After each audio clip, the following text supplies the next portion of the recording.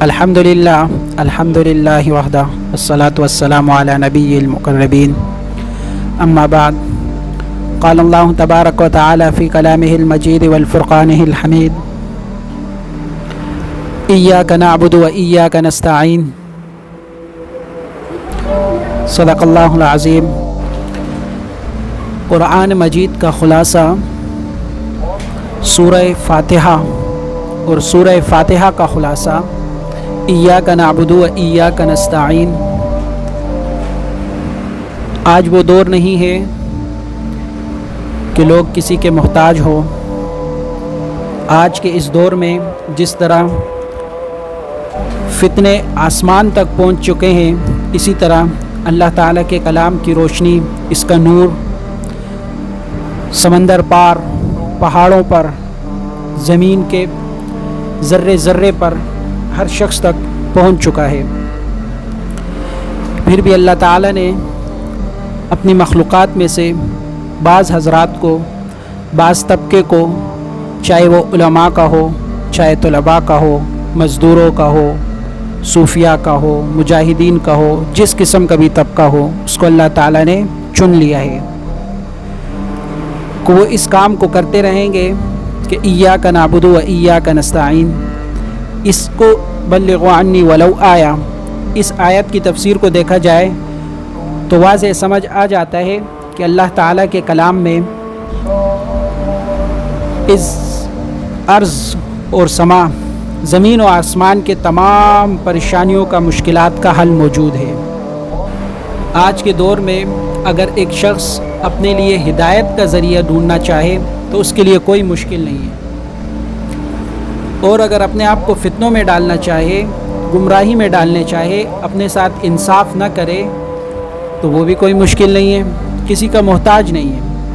آج ایسا دور آ گیا ہے، چاہے اس کو ٹیکنالوجی کے ذریعے ہو یا معلومات کے ذریعے ہو، بس عمل کی اللہ تعالیٰ سے توفیق مانگنی چاہیے۔ نہیں تو ہر شخص کو معلوم ہے، آج وہ ذرائع اتنے عام ہو چکے ہیں کہ ہر شخص کی پہنچ میں ہیں۔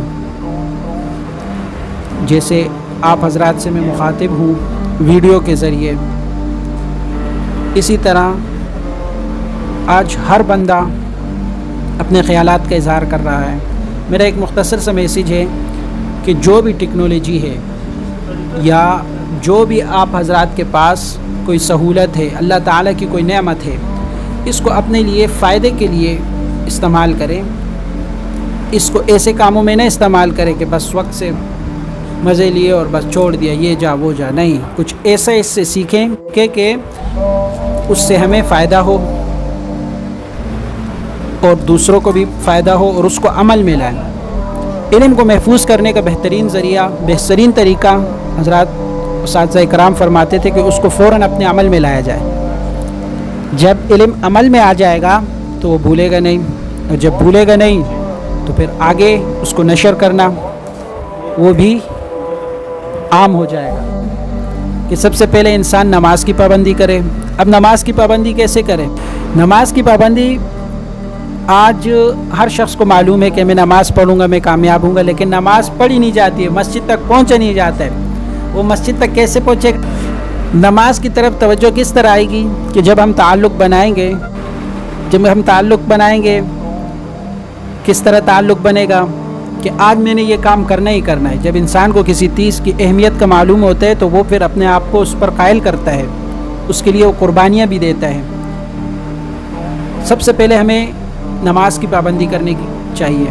اگر نماز کی پابندی نہیں کریں گے تو پھر کچھ بھی معاملہ ہو ہمارا، پھر ہم گھاٹے میں جا رہے ہیں۔ اس کے بعد آ جاتا ہے ذکر کا معاملہ۔ تو ہر شخص کوشش کرے کہ اس کا جو نصاب ہے، جو سنت اذکار ہیں، ان کی پابندی کریں، سنت دعاؤں کی، اپنے معمولات کو پورا کرے۔ اسی طرح کسی نہ کسی دین کے شعبے کے ساتھ وہ جڑا رہے۔ ابھی رمضان المبارک کا مہینہ گزرا ہے۔ رمضان المبارک کے مہینے میں ایک جوش ہوتا ہے، ایک جذبہ ہوتا ہے نمازوں کی پابندی کا، قرآن مجید کی تلاوت کا، ذکر اذکار کا، دیگر عبادات کا، کہ رمضان چلے گیا، رمضان گزر گیا، کیا وہ عبادتیں گزر جاتی ہیں؟ نہیں، رمضان آتا ہے تربیت کا مہینہ.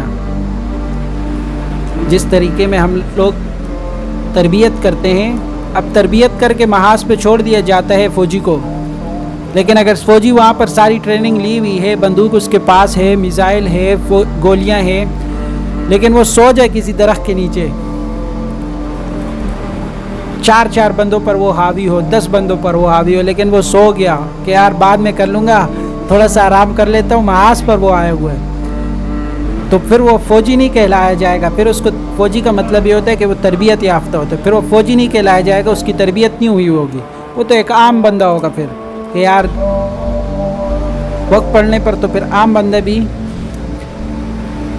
تو ہمیں چاہیے کہ ہم اپنی نمازوں کی حفاظت کریں، پابندی کریں، ذکر اذکار کریں، تو پھر کچھ نہ کچھ گزارا ہو سکتا ہے. مزید آپ کو اسی طرح یہ ویڈیو کا ایک سلسلہ شروع کیا ہے، تو امید ہے کہ اس سے آپ کو بھی فائدہ ہوگا، ہمیں بھی فائدہ ہوگا. یہ بھائی آ جاتے ہیں یا اصرار کرتے ہیں کہ بھائی ہمیں کچھ نہ کچھ نصیحت کی جائے، تو ان کے کہنے پر آج کی مجلس قائم کی گئی تھی. ہمارے چینل کو سبسکرائب کریں اور شیئر کریں اس کو، تاکہ یہ کوئی نہ کوئی اچھی بات ہو کسی بہانے سے پھیلتی رہے. اس پہ عمل کرنے کی کوشش کریے. اللہ تعالیٰ مجھے بھی عمل کرنے کی توفیق عطا فرمائے، آپ حضرات کے لیے بھی آسانی فرمائے. سبحان ربک رب العزت عما یصفون، السلام علی المرسلین، الحمد للہ رب العالمین.